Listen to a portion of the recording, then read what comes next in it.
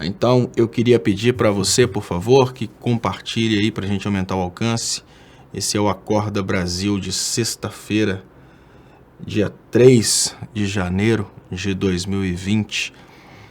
E essa pergunta a respeito de onde está o Lula e onde está a esquerda, ela é uma pergunta muito interessante, que eu vou até falar um pouquinho mais a respeito disso, até que as pessoas compartilham aí, porque aos pouquinhos a gente vai trazendo mais pessoas aqui pro bate-papo matinal. A esquerda, ela está vivendo talvez, principalmente o PT, está vivendo talvez um dos maiores dilemas de todos os tempos. Isso porque tem pessoas que falam que a esquerda precisa voltar às bases, mas em contrapartida nós estamos vivendo o momento das altas tecnologias de comunicação. Como que seria possível voltar às bases e conciliar voltar às bases com as altas tecnologias? Dá certo, é claro que dá, lógico. Olha, o Lula vai fazer um determinado, tem toda... Imaginem o seguinte, olha, como que seria possível a esquerda voltar às bases, como é o pedido das bases, que os políticos de esquerda realmente voltem às bases, mas como que é possível, ao mesmo tempo, voltar às bases, ir para o debate político, para o bate-papo corpo a corpo, mas também participar dos eventos aí, na internet? É possível? Claro que é possível. Imaginem que vocês o que fez o bolsonarismo, o bolsonarismo, é importante lembrar que o bolsonarismo, ele nasce do aecismo. E o que é o aecismo? O aecismo é simplesmente uma manifestação de revolta da classe média contra a classe trabalhadora. A classe média foi catalisada. O Aécio Neves e sua estrutura de comunicação, eles conseguiram convencer a classe média que o trabalhador não vale nada e que a classe média que é tudo no Brasil e que essa classe média deveria se revoltar contra o trabalhador. E aí o Aécio Neves conseguiu quebrar o acordo de classe, fazer toda essa merda acontecer no Brasil, catalisando a classe média, tirando a classe média de dentro de casa. E hoje existe uma tentativa de tirar o trabalhador de dentro de casa, que a classe média botou o trabalhador de cabeça baixa dentro de casa. E hoje a pergunta básica que a gente faz é: por que a gente não tem a mesma estrutura de divulgação, a mesma estrutura de comunicação? E a gente não tem essa mesma estrutura de divulgação, a gente não tem essa mesma estrutura de comunicação, porque a esquerda não quer, sob hipótese alguma, acreditar na importância de desenvolver essa estrutura de comunicação. Eu falo isso porque eu falo isso há muito tempo. Já faz um tempo que eu chamo a atenção da importância da gente trabalhar exatamente isso, essa conscientização a respeito aí da comunicação, a utilização correta das estruturas, dos veículos, e a esquerda não está nem aí para isso. É claro que é muito interessante, sim, um evento, numa cidade do Nordeste, ou um evento em São Paulo, é claro que isso é muito interessante. Mas seria muito importante que toda uma estrutura de compartilhamento na internet estivesse sendo desenvolvida. Toda uma estrutura de rede, toda uma estrutura aí de, olha, o Lula falou isso. Uma estrutura lá que estivesse preparada para pegar as falas do Lula, cortar as falas do Lula e enviar para todas as pessoas de esquerda, porque na esquerda existe uma correria muito grande, Então vamos imaginar o seguinte, eu vou falar isso porque eu tô nesse barco também e eu sinto falta disso. Imaginem que o Lula falou alguma coisa sobre economia. Imagine que no lugar de eu ter que descobrir que o Lula falou alguma coisa sobre economia, se eu como uma pessoa que tem um canal de mais de 200 mil pessoas na internet, assim como outras pessoas que têm canais também, como outras pessoas que têm páginas, se a gente participasse de um grupo no WhatsApp e nesse grupo chegasse um vídeo do Lula, esse é o vídeo do Lula hoje, Por exemplo, o grupo divulgação das mensagens do Lula, chegasse aí um novo vídeo do Lula, porque a equipe de lá cortou e enviou esse vídeo para todos os youtubers de esquerda.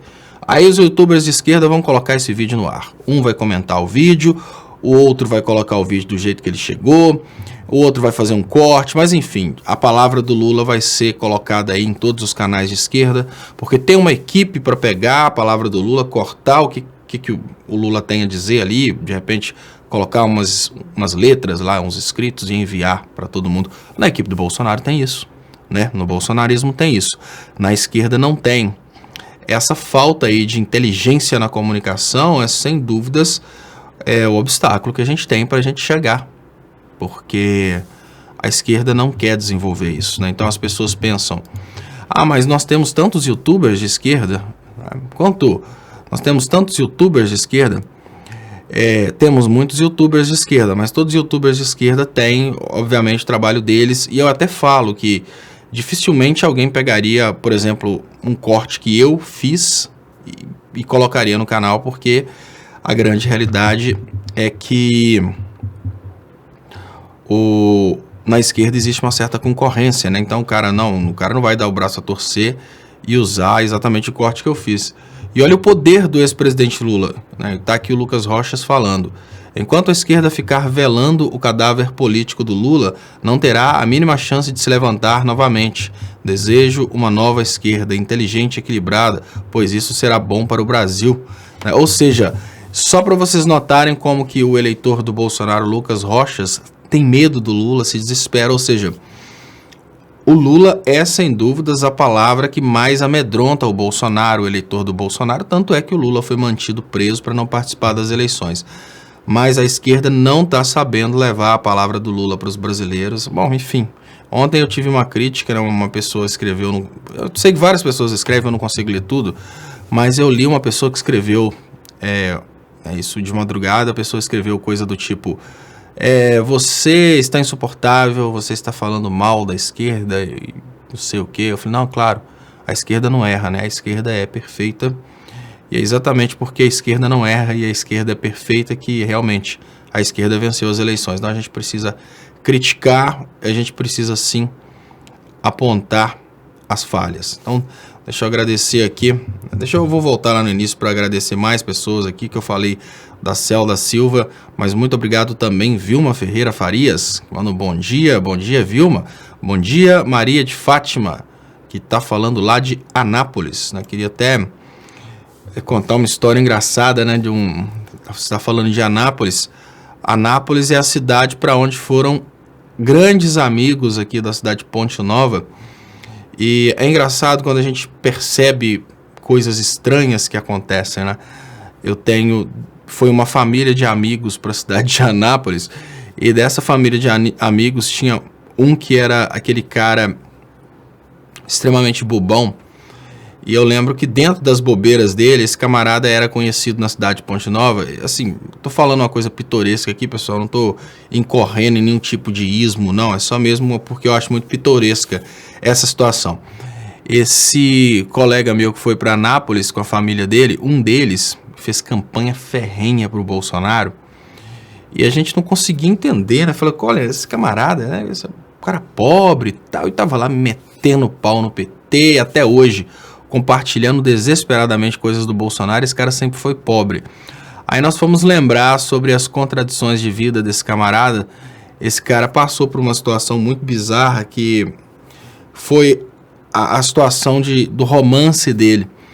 A atual esposa desse camarada, ela escolheu ficar com ele, mas com a seguinte condição: ela tinha um romance, um affair em Belo Horizonte, e esse affair era casado. Isso é a esposa desse cara que fez campanha do Bolsonaro, que saiu daqui de Ponte Nova. O namorado da atual esposa desse cara era casado e ficava prometendo para essa menina que ia separar da esposa. Então a atual esposa desse cara falava com esse camarada assim: olha, eu tô namorando com você, mas você é o segundo plano. Se ele decidir, né, largar a esposa dele para ficar comigo, eu tenho que terminar com você. Aí esse camarada, ele chorava, entrava debaixo do cobertor, com calorão, ficava chorando e tal. Sempre foi uma contradição na vida, sempre foi aquele camarada bobo, aquele camarada sem, assim, a mínima noção. Aí durante as eleições, né, eu vendo os comentários, né, que aqui em Ponte Nova, por exemplo, tem o Dr. Dalton, que é uma pessoa muito ativa na política, né? O Dr. Dalton fez um comentário a respeito do Bolsonaro e tal. Aí esse camarada, esse colega nosso aí, segundo plano, ele chegou e escreveu xingando o PT de todas as formas né, levantando o Bolsonaro como sendo uma espécie de Deus. Aí assim, é uma referência que a gente tem aqui da cidade de Ponte Nova, de tudo que há de mais imbecil na humanidade. Esse camarada foi, né, na cidade de Ponte Nova, o Bolsonaro perdeu bem. Esse camarada que foi para Anápolis, ele foi aí um defensor ferrenho do bolsonarismo. Mas eu sei que Anápolis, infelizmente, o Bolsonaro deve ter tido aí muitos votos. E olha, Lucas Rocha, você que é da direita, não preocupa com os problemas da esquerda, não. Nós já temos nossos problemas, você tem os seus. O Lula pode ter 100 anos que a esquerda gosta do Lula e pronto, é direito nosso. Inclusive, Lucas Rochas, eu queria entender o seguinte, se seu pai for vivo e ele fizer 77 anos, você vai repor ele?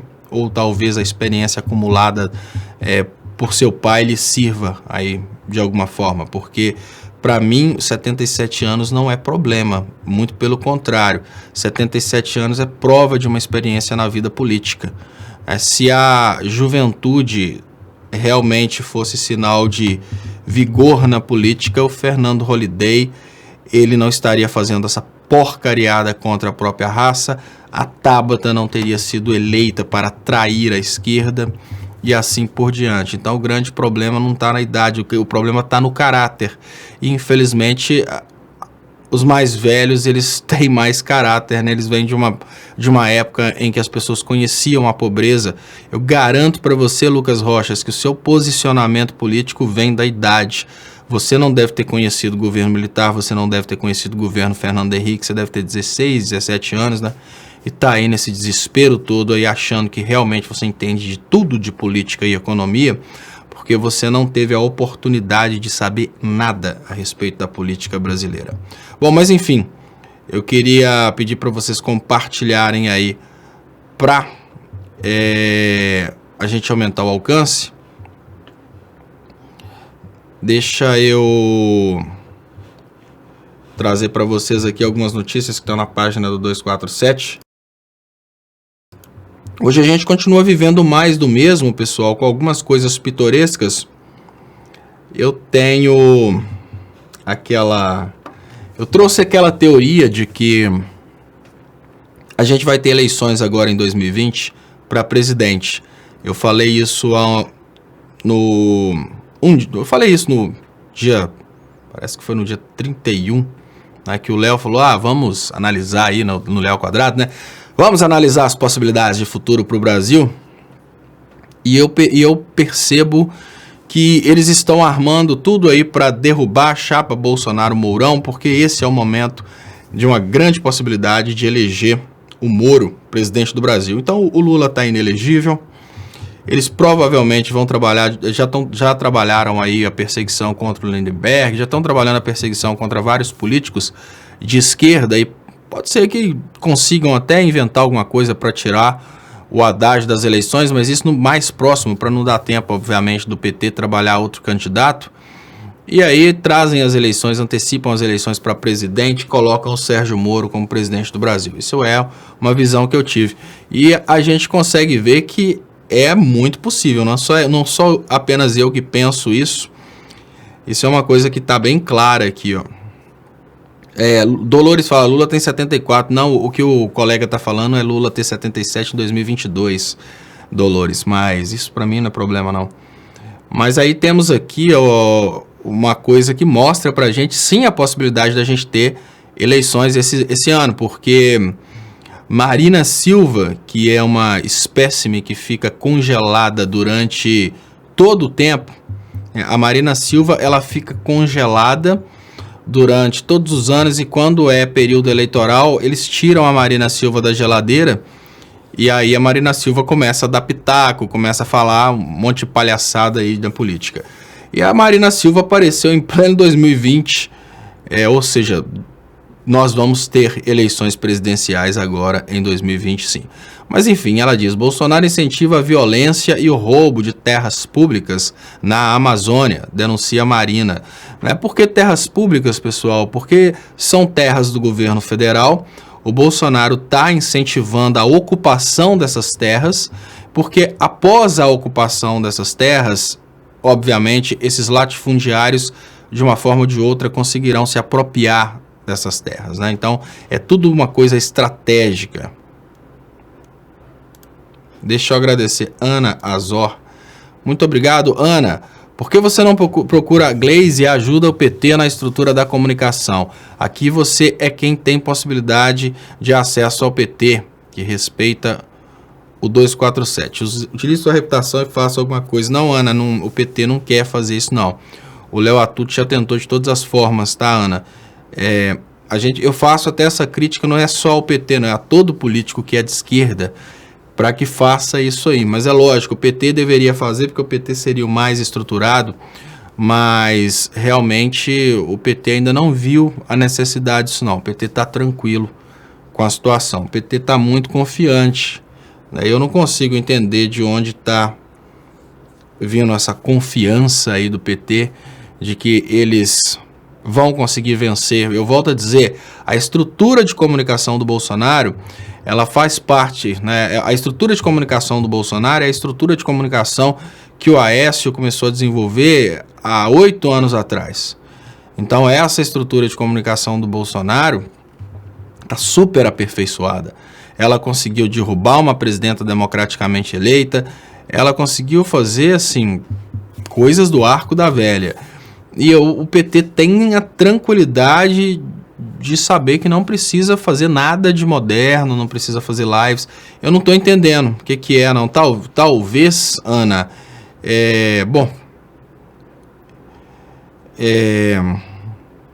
e a Lenice fala aqui, o PT só vão fazer isso perto das eleições pensando que irá ganhar, né?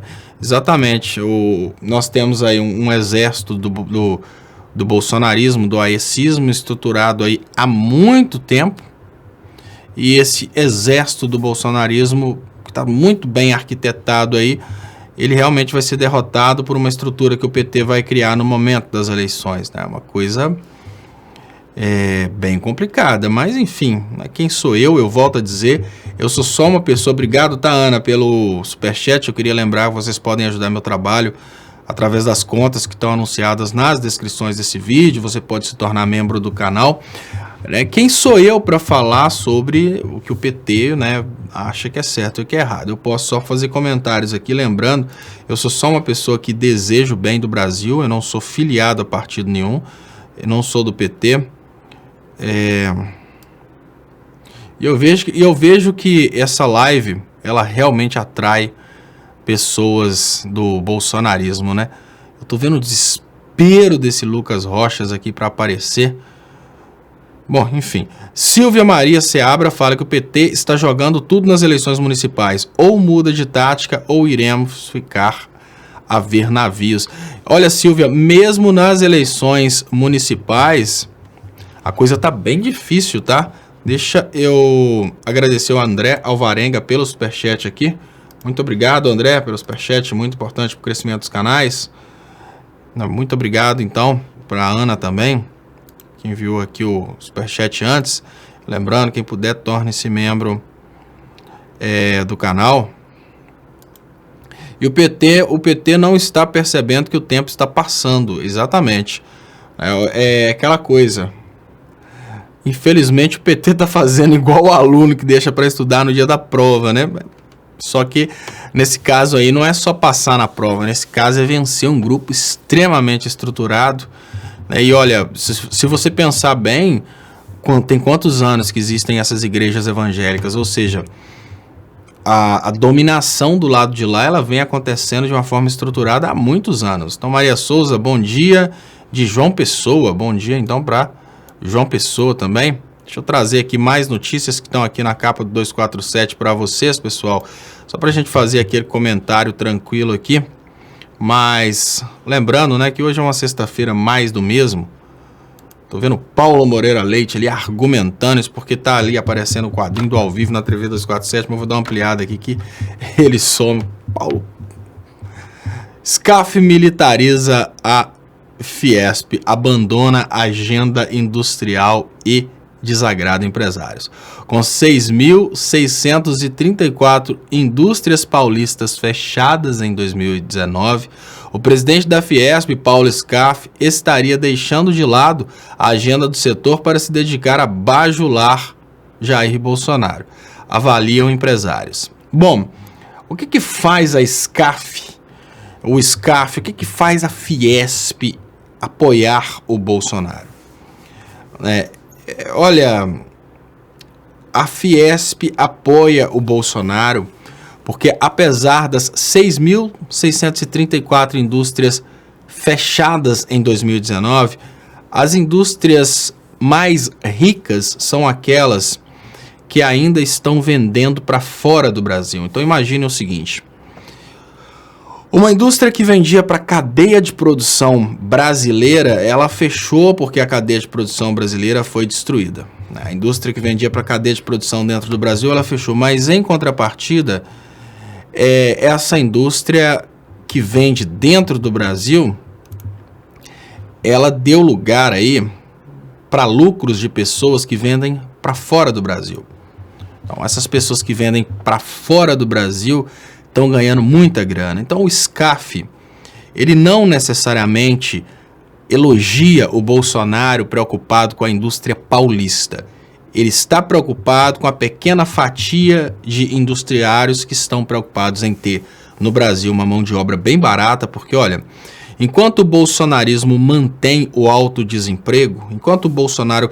Vejam bem a diferença do Bolsonaro para o ex-presidente Lula para pessoas das indústrias, tá, pessoal? Olha, se a gente tivesse um governo de esquerda no Brasil, as indústrias teriam que pagar. Olha o que as indústrias brasileiras estão procurando com o Bolsonaro.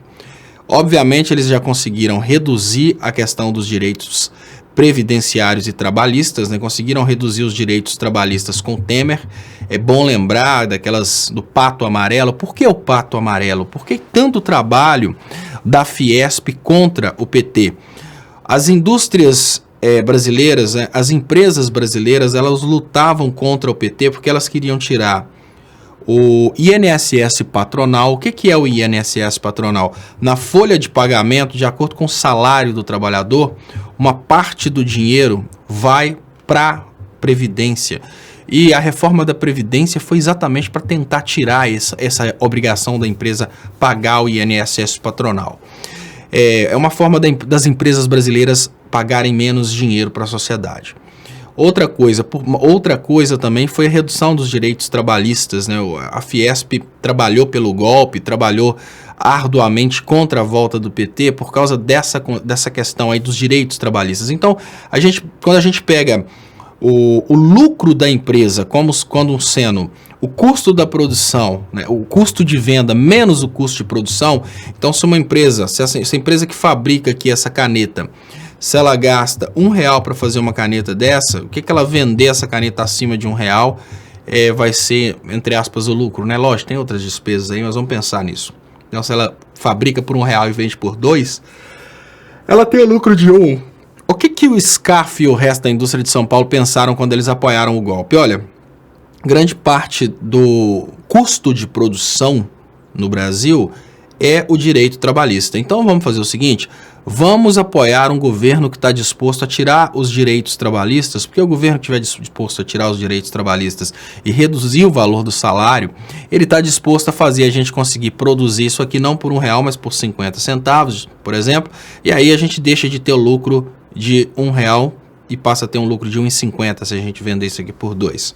Isso é importante a gente destacar esse ponto, porque não existe necessariamente na cabeça de um empresário brasileiro. As pessoas acham, né, que o dono da Van, que se tornou um político aí, ele fala pelos empresários brasileiros, as pessoas acham que ele é uma pessoa que tem boas intenções com o Brasil e que ele faz tudo isso que ele faz para tentar desburocratizar, melhorar as coisas no Brasil e etc. Não. Ele faz tudo isso que ele faz para ele diminuir o custo dele e com a diminuição do custo ele ter mais lucros. Aí eu falo com vocês, Quando as indústrias se uniram para lutar contra o PT, eles não estavam preocupados em tirar só os direitos trabalhistas diretamente perceptíveis.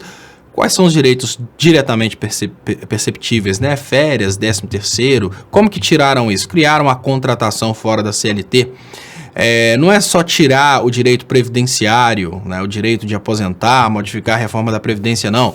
Tem outros direitos trabalhistas que esses caras estão secos tentando tirar, como, por exemplo, saúde e proteção ao trabalhador. A maioria das indústrias são obrigadas a levar os trabalhadores ao médico para fazer o controle médico desses trabalhadores, para ver se o cara está desenvolvendo uma lesão auditiva, né, se o cara está desenvolvendo ali uma lesão porque ele está sendo exposto a um determinado agente perigoso. Esse controle médico, ele tem custos, gasta dinheiro para fazer o controle de saúde do trabalhador. É uma coisa que, obviamente, essas indústrias querem tirar. Mais ou menos assim, olha, a partir de agora o trabalhador que já ganha pouco vai ser obrigado a fazer por ele mesmo o controle médico, né, controle médico aí da saúde. É outra coisa, né, equipamento de proteção individual. Parece uma bobagem, né? Quando você trabalha numa empresa grande, fica lá o engenheiro de segurança enchendo sua paciência, põe luva, põe protetor auricular, põe óculos, tudo isso custa dinheiro. E eles só oferecem isso, eles não oferecem essas coisas porque eles têm bom coração. Eles oferecem essas coisas porque eles são obrigados a oferecerem isso.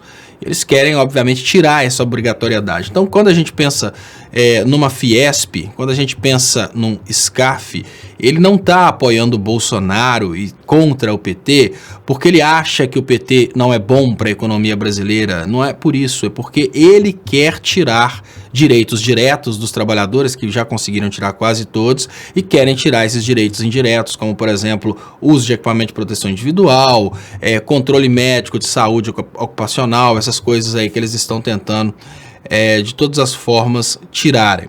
E por que eles querem tirar isso? Se eles tiram os direitos dos trabalhadores, se eles tiram todas as obrigações que eles têm com a sociedade, eles conseguem ter uma margem de lucro maior.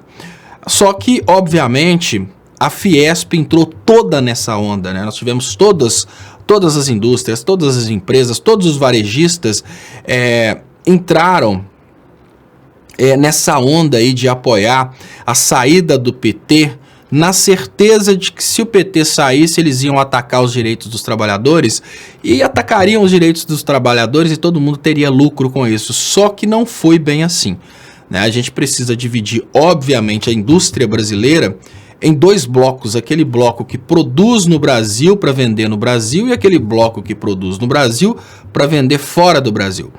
Como o bloco que produz no Brasil para vender no Brasil precisa do trabalhador ganhando bem, no momento que esse bloco participou da destruição do salário do trabalhador, esse bloco perdeu, porque esse bloco matou o seu cliente. Então, nós temos aí 6.634 indústrias fechadas em 2019. A gente vê que nessas 6.634 indústrias fechadas, obviamente existem aí, em maioria, as indústrias que necessitam do mercado brasileiro funcionando, necessitam do brasileiro empregado ganhando bem. Mas como assim, mesmo com 6.634 indústrias fechadas por esse modelo neoliberal, a gente tem um SCAF que continua apoiando essa medida neoliberal, continua apoiando o Bolsonaro? Porque vejam bem, pessoal, são dois blocos de indústrias. Um bloco precisa do trabalhador brasileiro empregado, porque vende para o trabalhador brasileiro. Já o outro bloco precisa do trabalhador brasileiro miserável, porque usa a mão de obra desse trabalhador brasileiro para produzir no Brasil, para vender para fora. Eu tenho falado aí sobre essa questão da bangladeshização do Brasil, porque em Bangladesh, que é onde essa camisa aqui foi fabricada, existe uma rede lá de produção de camisas, né, de roupas, e as pessoas de lá são utilizadas para produzirem com mão de obra extremamente barata e elas não consomem aquilo que eles produzem. Então, eles usam exatamente a condição de Bangladesh, de ser uma condição de um povo bem miserável, para usarem Bangladesh como sendo um local para produzirem roupas, e essas roupas não são utilizadas pela própria população de Bangladesh. Então, o Brasil vai para esse caminho. Utilizar, né, a Fiesp, não só a Fiesp, mas obviamente também os ruralistas e outros empresários dentro do Brasil, utilizando essa situação de altíssimo desemprego, porque com o altíssimo desemprego a mão de obra fica uma mão de obra bem mais barata, o lucro deles fica bem maior. É uma forma muito interessante da gente perceber a utilização do desemprego como sendo uma forma de ter lucro, é imaginar que hoje os exportadores brasileiros, eles estão conseguindo um frete praticamente no preço de custo, porque tem tanto caminhoneiro implorando por frete para pagar a prestação do caminhão, que hoje quem está colocando o preço no frete é o cliente. Então, imagine o dono daquela fazenda que está vendendo carne para a China, o cara vira para o caminhoneiro e fala, olha, eu te pago 100. Aí o caminhoneiro fala, mas 100 eu não pago nem meu custo, eu ainda fico no prejuízo. Mas se você não quiser, tem o outro que faz. E assim, os trabalhadores brasileiros vão sendo explorados aí por esse sistema, porque eles realmente não entenderam até agora o que realmente está acontecendo no Brasil.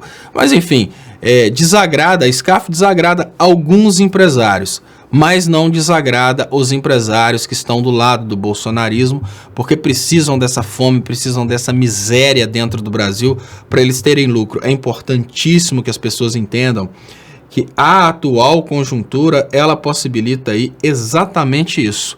Miséria para alguns, né? Desemprego e miséria para alguns, mais prosperidade para outros. Essa conjuntura política atual, que significa a miséria de grande parte do povo brasileiro, ela significa um lucro muito grande da parte que consegue ter lucro por causa da miséria da outra parte. É isso aí que é preciso que as pessoas entendam, né? E o Carlos Fagnani fala que para não esquentar, né, fica tranquilo, o diesel subiu de novo. Ivana Panhota, bom dia, Léo. Bom dia, queridos da esquerda. Então, bom dia a todo mundo. RC, salve, salve, estopa. Antônia Alves, bom dia, Léo. Estamos em queda livre para dentro do abismo. Aí Paulo Eduarda fala aqui do Black aqui, que é um cara que fica escrevendo bobão. Infelizmente o Rocha estava tão chato que eu tive que bloquear ele. Léo, sou de Uberlândia, por aqui. Dos 27 vereadores, 20 estão presos. A maioria envolvido com o uso de verba de gabinete e denúncias de rachadinha. Um suplente que assumiria uma das vagas suicidou. Político, o bicho tá pegando no Brasil. Elisa Melisa, Léo, a massa de esquerda não está no YouTube, diferente da direita que tem condições de pagar uma internet. Elisa, quando eu falo a necessidade da importância da gente estruturar a comunicação no YouTube, não é necessariamente para a massa de esquerda, é exatamente para o cardume alienado. Porque se a gente for contar só com a massa de esquerda, a gente vai perder de novo, porque essa massa de esquerda, a massa verdadeira de esquerda, ela votou, obviamente, no Haddad. O Haddad teve muitos votos e mesmo assim ele foi derrotado. Nós precisamos conseguir conquistar exatamente o pobre de direita que ainda não percebeu que é pobre. Nós precisamos conquistar aquele fanático evangélico que ele não consegue ter nenhuma informação diferente daquilo que o pastor fala. Olha, coisas básicas, tá, Elisa? Brasil, um país aí de quase 210 milhões de habitantes. Desses 210 milhões de habitantes, eu te garanto que 180 milhões de brasileiros nunca ouviram falar nos vazamentos da Vaza Jato. 180 milhões de brasileiros não têm nem noção da contribuição da Lava Jato com a quebra do Brasil. Esses 180 milhões de brasileiros não sabem, por exemplo, da participação dos Estados Unidos manipulando aí a Lava Jato para a Lava Jato quebrar a indústria brasileira. Esses 180 milhões de brasileiros não sabem que a Lava Jato, ao quebrar, por exemplo, a Odebrecht e outras grandes empresas brasileiras, ela acabou causando esse desemprego. Então, o que eu falo é o seguinte, nós não temos aí essa situação de termos condição de falar com o povo brasileiro o mínimo do que está acontecendo. A Globo, por exemplo, sai um novo escândalo a respeito do Sérgio Moro, a Globo esconde, a Record esconde. E a gente não tem como chegar a essas pessoas. A gente teria que ter condição de chegar no eleitor do Bolsonaro, que está ali cabeça dura, achando que o Bolsonaro está dando lucro para ele, mas ele está tendo prejuízo. E eu volto a dizer, o eleitor do Bolsonaro é um perfil egoísta. O ser humano tem vários tipos aí de seres humanos, e o perfil do eleitor do Bolsonaro é um perfil completamente diferente do perfil do eleitor de esquerda.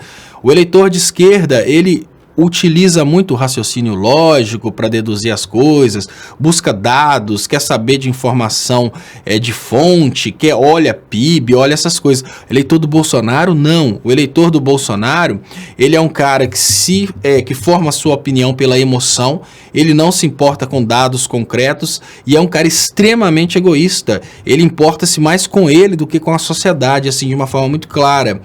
E se ele souber que ele está tomando prejuízo, ele começa a refletir. Para o eleitor do Bolsonaro, o cara que genuinamente é eleitor do Bolsonaro, o Bolsonaro pode matar todo um estado de fome. O eleitor do Bolsonaro, ele não se preocupa em nada, por exemplo, com o Bolsonaro tá matando índios, queimando a Amazônia, nada disso. Você pode pegar para o eleitor do Bolsonaro e provar que o Bolsonaro matou a Marielle, o cara não tá nem aí para isso.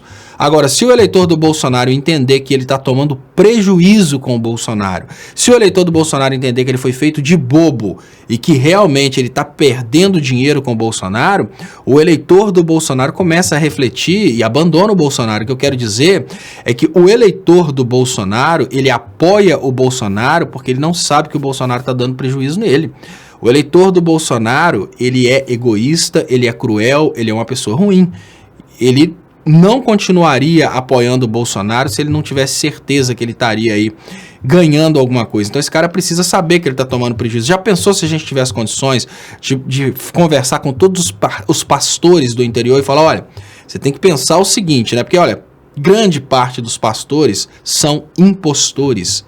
E esses caras estão apoiando o Bolsonaro desesperadamente, achando que o Bolsonaro poderá gerar algum lucro para eles. Mas é uma coisa muito simples. Olha, companheiro, você precisa entender que o Bolsonaro ele tem essa política de manter o desemprego alto no Brasil e ainda que sejam gerados empregos no Brasil, vão ser gerados empregos com baixos salários. E aquele grande empresário exportador de carne, ele não é da sua igreja. Quem é da sua igreja é o Zé, o Mané, o João, que estão desempregados e não estão dando dízimo mais. Então a gente precisa ter condição de mostrar, por exemplo, para aquele pastor impostor que assumiu o bolsonarismo na esperança de ganhar mais dinheiro, que ele está perdendo dinheiro com o bolsonarismo. Isso é fácil. É só mostrar a lógica. Falar, olha, quanto que você arrecadava de dízimo em 2014, pastor? Quanto você está arrecadando agora? Você acha mesmo que vai melhorar? Não vai, cara. Olha aqui, o Bolsonaro está fazendo assim, assim, assim. O plano é continuar fazendo isso. Volta a ganhar dinheiro, deixa de ser bobo. Você nunca vai comprar seu jatinho que você está sonhando em comprar simplesmente pedindo o fiel para vender a geladeira. Não, o fiel tem que voltar a trabalhar, porque ele vende a geladeira, fica sem geladeira, não tem como te dar dinheiro mês que vem. Então hoje nós temos muitos impostores ao redor do Brasil tomando o que sobrou do cara que está desempregado. Se aquele cara não volta a trabalhar para pagar dízimo, o impostor pode até tomar tudo que ele tem, mas acaba por ali. Então nós temos que ter condição de mostrar isso. Aquele comerciante ali que é eleitor do Bolsonaro, que não entendeu ainda que ele lutou contra o Bolsa Família, chamando o cara que recebe Bolsa Família de vagabundo, mas o cara recebia Bolsa Família e gastava no comércio dele. Então tem muitos pontos aí que se a gente tivesse inteligência de comunicação, a gente conseguiria levar exatamente para quem está do outro lado. O que a gente precisa é converter o imbecil. Não é necessariamente falar com quem já está do nosso lado, né? Porque aí tudo bem, a conversa de bases e tal, mas a gente precisa furar a bolha. Ressignificando, o eleitor do Bozo passa fome e acha que é vontade de Deus, né? Vontade de Jesus. Léo, exatamente, ressignificando. A gente precisa mostrar. Olha, e a gente conseguiria, não é, gente, não é difícil. É só mostrar com lógica, porque olha, o fiel dessas igrejas ao redor do Brasil, dessas igrejas pequenas, o fiel, ele acredita mesmo que ele está ali, que Deus está mandando, etc. O pastor não. A maioria, tem muitos pastores bons, né? Antes de falar isso, tem muitos pastores bons, mas a maioria dos pastores, tem muitos bons, mas a maioria são picaretas. A maioria são pessoas que montaram uma estrutura de igreja só para arrancar dinheiro dos outros. Essa maioria que montou uma estrutura de igreja para arrancar dinheiro dos outros, ela foi comprada pelo bolsonarismo da seguinte forma: olha, o empresário tal não pode fazer uma doação na conta do Bolsonaro, que isso foi proibido, mas ele faz uma doação de, por exemplo, R$1 milhão naquela igreja. Como que funcionou a campanha eleitoral passada? cada pastor mandou para um banco de dados o número de fiéis que ele tem, o número de eleitores que ele tem. Aí o pastor recebeu um dinheiro de acordo com o número de eleitores para vender aqueles eleitores e apoiar. Na cara dura, o que aconteceu foi isso. As igrejas venderam os fiéis para o bolsonarismo. E como que o bolsonarismo pagou, já que não podia fazer a compra direta dos fiéis, né? O dono da van vai fazer uma super doação para a igreja tal. Aí vários empresários brasileiros se uniram, é o que a gente teve aí, essa união de vários empresários brasileiros que pagaram diretamente os pastores. Aí voa dinheiro para tudo quanto é pastor aí para poder apoiar o Bolsonaro. Só que esses pastores, eles precisam nesse momento entenderem que eles apoiaram o Bolsonaro naquele momento e já estão com esse dinheiro no bolso. Agora eles podem pular fora do apoio do Bolsonaro e começarem a trabalhar mais uma vez pelo emprego dos seus fiéis, porque aquele dinheiro da campanha acabou. Aquilo ali acabou, já receberam.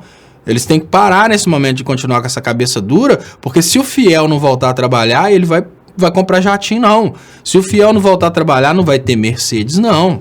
Ou seja, se o fiel não voltar a trabalhar, esse pastor picareta vai ter que trabalhar, porque a igreja vai acabar. Mais ou menos assim, olha pastor, você tem que entender que se você não parar de apoiar o Bolsonaro para o seu fiel conseguir arrumar um emprego, eu sei que vai ter que trabalhar, palhaço. Então, a gente precisa saber conversar com esse pessoal. Isaura Grigolato, depois que comecei a assistir esses sites que ensinam a pensar, melhorou muito meus argumentos. Léo, você dá uma aula. Muito obrigado, Isaura. Eu queria lembrar a todos vocês que vocês podem ajudar meu trabalho também através das contas que estão anunciadas aí nas descrições desse vídeo. E queria lembrar você que você pode se tornar membro do canal agora. E o Renan fala aqui, ó. A esquerda está fragmentada devido aos vários puxadinhos com partidos políticos. Hoje é minoria da esquerda que diz Lula inocente, exatamente. A esquerda, ela se tabatizou, né? A esquerda, ela foi aí mais ou menos... A esquerda, grande parte da esquerda já migrou para a direita, tá, pessoal? É importante falar isso. A gente não precisa se iludir, não. Grande parte da esquerda, ela foi migrando aí para a direita, por mais que ela não fala agora que ela é direita, ela tá dentro do liberalismo, né? Ela tá nessa situação aí essa situação desesperadora aí de querer, né, de uma forma ou de outra, tá do lado dos bancos, que é mais confortável. Falar um pouquinho de política externa, né? Quando começou aí o impeachment do Trump, eu comentei o seguinte, eu falei assim, olha, provavelmente o impeachment do Trump é uma pressão porque o Trump não gosta de guerra, né? Fizeram pressão no homem, tá aí o homem já começando mais guerra, né? Pentágono diz que general iraniano foi assassinado por ordem direta de Trump. Abre aspas, sob a direção do presidente, os militares dos Estados Unidos tomaram medidas defensivas decisivas para proteger o pessoal dos Estados Unidos no exterior, matando Qassem Soleimani, chefe da unidade de força Quds, do Corpo da Guarda Revolucionária Islâmica, uma organização designada como terrorista pelos Estados Unidos. Tudo que é inimigo dos Estados Unidos é terrorista, né? Mas enfim, tá aí o Trump já iniciando uma oportunidade para que as fábricas de armas nos Estados Unidos voltem a tomar dinheiro público, né? O maior motivo, e quando eu falo isso aqui as pessoas não concordam, né? O maior motivo pelo qual o Trump estava enfrentando aí esse processo de impeachment não era corrupção, não era nada de errado do Trump, não. E eu sempre falo, olha, o Trump é muito melhor do que a outra opção, porque a Hillary era a continuidade das guerras, a Hillary era a continuidade de tudo que há de ruim nos Estados Unidos. E aí agora a gente tem o Trump que veio tentando diminuir o ritmo das guerras, mas ele não pode. Toda vez que o Trump diminui o ritmo das guerras, começa um processo de impeachment, e toda vez que começa o processo de impeachment, o Trump joga uma bomba. A última vez que falaram sobre a possibilidade de impeachment, começaram a vir com essas histórias aí de que a Rússia teria influenciado nas eleições nos Estados Unidos, o Trump jogou bomba na Síria, agora o Trump joga bomba aí em Bagdá, né, para conseguir tentar sobreviver um pouco mais como presidente dos Estados Unidos. Muito obrigado, Lavredi. Sabemos que a bancada evangélica que apoiou o Bozo é satanista e anticristo. Difícil combatê-la. Exatamente. né? A bancada evangélica que apoiou o Bozo é exatamente o oposto do evangelho. E se eles conseguem, né? Se a bancada evangélica, que é talvez o partido mais satanista do Brasil, se eles conseguem se vender como evangélicos, eles conseguem absolutamente tudo, né? Olivaldo, o comunismo, que é a esquerda, veio para roubar, mentir, escravizar, matar e destruir. A ignorância sobre o perigo do comunismo é o que leva esse mal a acontecer no país, né? Olivaldo, a ignorância a respeito do comunismo é o que leva a um mal como você existir no país, né? Inclusive, Olivaldo, você está expondo no seu perfil o olho de Tandera. O olho de Tandera simboliza um povo que são os Thundercats, e a história desse povo é uma história bonita de comunismo, tá, Olivaldo? Os Thundercats, eles foram embora da terra deles porque o partido comunista da terra deles perdeu o poder para um partido opressor. Depois você procura a história dos Thundercats. É bem interessante. Pode olhar aí que tá aí as cores do comunismo, mas não é só isso não. O Lion, né, o Pantro, o Tiger, a Chitara, o Willy Kit e o Willy Cat, eles são os sobreviventes de uma comunidade comunista no planeta deles. Eles foram embora dessa comunidade comunista e vieram para um outro país onde eles lutam contra Munra. Qual que é o problema do Munra? O Munra, ele é um capitalista que controla aquele local de uma forma tirana. Ele quer ser um monarca e ele não divide com absolutamente ninguém o segredo da vida eterna. Só para você ter uma ideia, Thundercats já é uma crítica ao capitalismo, impondo o grande problema daquele povo como sendo a derrota do regime comunista. Isso mostra como você consegue ser um idiota útil que não sabe absolutamente nada sobre política, você não sabe absolutamente nada sobre aquilo que você comenta, você é simplesmente uma estupidez que, apesar de não ter voz, tem uma coisa que hoje é perigosíssima: você tem um teclado e tem a internet. Você é um idiota útil, um imbecil manipulável, um retardado à disposição daqueles que querem realmente afirmar que existe a ameaça de comunismo no mundo. Olivaldo, hoje nós temos no planeta Terra uma safra de políticos de baixíssima qualidade. São pessoas que estão trabalhando desesperadamente para tomar tudo que é público. Como que você imagina, Olivaldo, que num país cheio de munhás, né, cheio de políticos que estão roubando o patrimônio público, eles vão querer implementar um comunismo para dividir tudo que é privado entre as pessoas e acabar com a propriedade privada? Olivaldo, deixa de ser retardado. Não há possibilidade de ninguém, além do pobre, querer o comunismo. E se tem uma coisa que nós não temos no Brasil, é político pobre. Deixa de ser idiota, menino. Toda vez que eu vejo uma pessoa trazendo o comunismo, e olha, o cara expõe um símbolo que é de um desenho da minha época, ou seja, parece que você tem 40 anos nas costas, né? E consegue ser manipulado como uma criança de 12 anos de idade. Deixa de ser besta, menino. Deixa de ser idiota.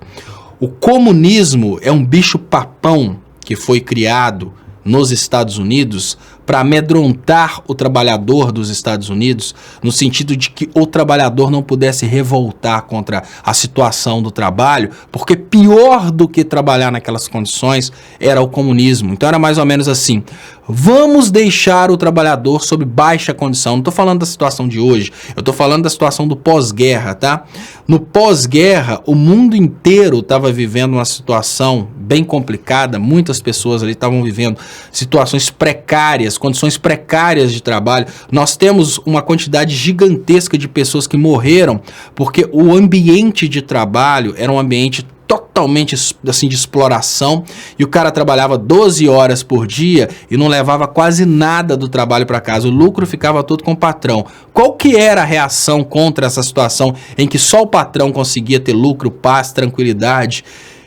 era pensar no comunismo. Então eles criaram o bicho-papão do comunismo naquela época para que os trabalhadores nem pensassem na possibilidade de implementar um comunismo, porque o comunismo ainda era pior do que a situação de trabalho precária. Hoje, Olivaldo, nós não temos a menor condição de implementar comunismo. O comunismo nunca, e sob hipótese alguma, Olivaldo, ele vai vir das elites, porque o comunismo significa propriedade comum das coisas, dos meios de produção, por exemplo. Como que você vai imaginar, Olivaldo, que uma pessoa que tem riquezas, uma pessoa que tem propriedades, vai querer comunismo? Quando uma pessoa que tem riqueza e propriedades quer comunismo, fala de comunismo, eu não falo isso porque, olha, eu respeito as pessoas aqui do chat que falam que gostam de comunismo, etc. Até a Daphne falou ontem, eu sou comunista. Mas com todo respeito, eu gosto muito da Daphne, mas pergunta a Daphne se ela está disposta a pegar o patrimônio dela, a casa dela e dividir com os outros. Não tá, ninguém está disposto a fazer isso não, Olivaldo. Deixa de ser bobo, menino. Comunismo é um bicho-papão que foi utilizado para assustar o trabalhador explorado, para o trabalhador explorado não se revoltar contra o patrão. Isso é uma coisa que é usada para assustar idiotas, crianças como você. Comunismo, a diferença básica. O comunismo que é a esquerda veio para roubar, mentir e escravizar. Deixa de ser idiota, cara. Olha, Stalin matou muito. Comunismo nunca deu certo em lugar nenhum. O que tem a ver Stalin ter matado com comunismo? Então quer dizer, o Trump, né, tá aqui, ó. Né, o Trump pegou e mandou uma bomba e matou um monte de gente lá. É porque é comunista? Gente, pelo amor de Deus. Amor próprio. Amor próprio é o seguinte, olha. Eu posso chegar nesse momento aqui e começar a garantir que a Terra é plana. Isso é falta de amor a mim mesmo. Quando vocês chegam aqui falando palhaçada, vocês não estão tendo amor próprio. Realmente vocês acreditam nisso? Vocês acreditam mesmo nessa palhaçada de comunismo? Tem gente que acredita, né? Eu lembro quando uma coisa, isso mudou a minha vida. Eu repito essa história porque essa história mudou a minha vida drasticamente. Você sabe aquela coisa que muito obrigado, Uliane Ribeiro, que se torna membro do canal nesse momento. Obrigado, quem puder se tornar membro do canal. Eu agradeço muito, tá, pessoal? Olha, eu vou repetir uma história aqui. Essa história eu acho que eu não falei no Acorda Brasil ainda, mas já falei essa história aqui no programa da noite. E inclusive, eu vou até escrever um livro sobre personagens que eu encontrei durante minha vida, porque essa história, ela realmente me deu um choque. O que eu vou contar para vocês agora é uma coisa que me deu um choque. Aqui na cidade de Ponte Nova, eu tenho uma amiga que eu conheço desde a adolescência. Conheço há muito tempo. E eu lembro que na adolescência, essa amiga, ela morava aqui a uns 200 metros de onde eu tô agora. E essa menina morava em uma kitnet, cozinha, quarto e banheiro. Só isso, cozinha, quarto e banheiro. E ela dividia cozinha, quarto e banheiro com a mãe e com a irmã. De vez em quando vinha parece que uma tia e dormia com eles. Essa kitnet, ela era, né, nos fundos de uma loja de legumes, e eu lembro que lá eu tinha que passar num beco, estava sempre cheirando mal, e essa menina, ela morou ali por mais de 10 anos. Depois que ela saiu dali, ela foi morar num outro lugar também humilde, e depois ela foi morar na roça, né, na roça aqui perto de Ponte Nova. Hoje ela mora na roça. Ela nunca teve propriedade, absolutamente nunca teve propriedade. Mas essa menina teve um comportamento interessante que, assim, eu sempre percebi nela, aquele comportamento daquela pessoa que quando você vê, você imagina, nossa, que pessoa boa, que pessoa que tem amor ao próximo, que pessoa que gosta de todo mundo, né? Que pessoa maravilhosa, né? Sempre, toda vez que vê um amigo, abraça, né? Fala bem de criança, é aquela coisa bem política mesmo. Mas enfim, quando eu conversei com essa pessoa a respeito das últimas eleições, essa pessoa falou comigo que votou no Bolsonaro, mas que não gosta do Bolsonaro. Votou no Bolsonaro com medo do comunismo. E eu perguntei para ela, mas espera aí, por que você tem medo do comunismo? Você tem medo de perder uma propriedade, alguma coisa? Porque eu perguntei isso, porque eu sei que ela não tem absolutamente nada. Aí falou, não, comunismo. Aí começou a entrar nos assuntos. Então ela começou a falar mal do Bolsa Família. E aí quando ela falou mal do Bolsa Família, eu perguntei, mas o que você tem contra o Bolsa Família? Eu perguntei isso porque eu falei, o que tem a ver essa pessoa falando mal do Bolsa Família? Ela falou comigo assim, na minha época, eu tive que trabalhar aos 13 anos para comprar mods. Hoje, tem gente aí ganhando Bolsa Família. Ou seja, ela é uma pessoa que eu sempre achei que era uma pessoa boa, é uma pessoa que sempre viveu em condições de quase miséria, e hoje que o Brasil evoluiu um pouco e deu condição para que outras pessoas não precisem repetir a cena dela de ter começado a trabalhar aos 13 anos para comprar mods, ela é contra essa evolução, porque ela não teve isso no passado. Ou seja, essa pessoa que eu achava que era uma pessoa maravilhosa, no fundo é uma pessoa má. É uma pessoa que votou no Bolsonaro porque ela se revoltou com o fato de que ela passou momentos ruins na infância e as crianças e os adolescentes de hoje não estão passando pelo que ela passou. Olha que loucura, gente. Uma pessoa que eu tinha certeza que era uma pessoa boa falou comigo assim, abertamente, que ela não gosta do PT porque o PT deu vida boa para a nova geração. E que ela passou mal, por que os outros de agora não estão passando mal? Então eu falo que, olha, eu falo que essa situação aí mudou bastante a minha vida, que aos poucos eu fui percebendo que a maioria do povo é uma maioria má. O ser humano não é bom.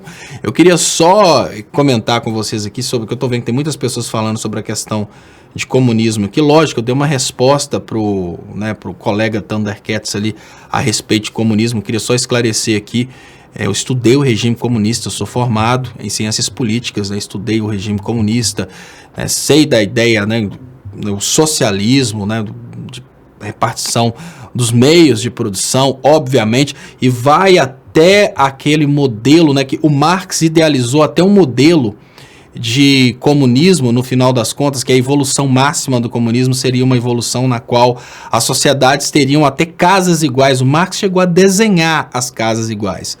E é lógico, tem várias derivações do comunismo, cada um fala a respeito do comunismo como quiser, mas o comunismo idealizado por Marx é esse comunismo que no final das contas ele chegaria ao ponto em que todo mundo seria extremamente igual. É mais ou menos assim, a ideia seria mais ou menos assim, no final das contas as pessoas iam lá buscar o que precisassem num pote e todo mundo produziria para todo mundo. Eu vi até uma recomendação de assistir a questão do canal 1311. Hoje existem muitas adaptações a respeito da idealização do que seria um comunismo perfeito, O que eu penso a respeito de socialismo? Eu acho que socialismo perfeito é o estado de bem-estar social. O que é o estado de bem-estar social? É o modelo da Inglaterra, que é mais ou menos assim, você não vai tentar promover igualdade, porque promover igualdade faz com que a sociedade torne-se aí improdutiva, porque as pessoas vão pensar, por que eu vou produzir sendo que eu vou ganhar tudo que o outro ganha? Então, o estado de bem-estar social é mais ou menos assim, o Estado vai investir no ser humano, porque o ser humano, no final das contas, vai acabar trazendo lucro para o Estado. Então, é lucro investir na saúde de todos, porque todos saudáveis produzem mais. É lucro investir na educação de todos, porque uma sociedade educada produz mais. Isso é a versão de socialismo. Agora, não existe necessariamente uma pessoa que tem autoridade para falar do comunismo, o canal tal fala melhor do comunismo, porque o comunismo nunca foi implementado. A gente não existe exemplo de comunismo implementado no mundo. Nós tivemos políticos que usaram o argumento do comunismo para chegarem ao poder. Então, sob o argumento do comunismo, sob o argumento do socialismo, nós tivemos vários políticos hipócritas chegando ao poder. Isso significa que algum político ainda virá implementar o comunismo verdadeiro? Não. Para implementar um comunismo verdadeiro, a gente precisaria de ter um político com a qualidade de Jesus Cristo e ter um povo com a qualidade de Jesus Cristo. Porque o povo é egoísta e mau. Como o povo é egoísta e mau, sempre que a gente tiver um político tentando colocar um comunismo, esse político vai colocar um comunismo diferente para ele e para a família dele do que em relação ao resto da população. Então, o comunismo é uma utopia. A gente nunca vai ter uma qualidade de povo suficiente para aceitar a ideia de que todos são iguais. Sempre a gente vai ter um ali querendo furar a regra de que todos são iguais, tentando de uma forma ou de outra ter alguma vantagem. O problema não está na ideia do comunismo. A ideia do comunismo é uma ideia perfeita. O problema do comunismo é a matéria-prima, que é o ser humano. O ser humano não é propenso ao comunismo. O ser humano é propenso à competição. O ser humano é propenso, obviamente, ao capitalismo. E tá aqui, ó, o ressignificando o comunismo é utopia, porque temos muitos estopas por aí, exatamente ressignificando. Exatamente, eu sou um ser humano, eu não sou perfeito, como Jesus Cristo. Eu não estou aqui para tentar... Eu não estou aqui ressignificando para tentar defender a ideia de que o comunismo não dá certo porque as pessoas são piores do que eu. Eu estou aqui para defender a ideia de que o comunismo não dá certo porque as pessoas são falhas como eu. É exatamente isso. Pessoal, vamos lá assistir então ao Bom Dia 247, que começa nesse momento. Muito obrigado. Eu volto às 6h30 da tarde com o programa Léo ao Quadrado. Obrigadão. E até lá, se inscrevam, quem ainda não se inscreveu, se inscrevam aí no canal Leonardo Estopa, marque para receber notificação, tornem-se aí membros do canal.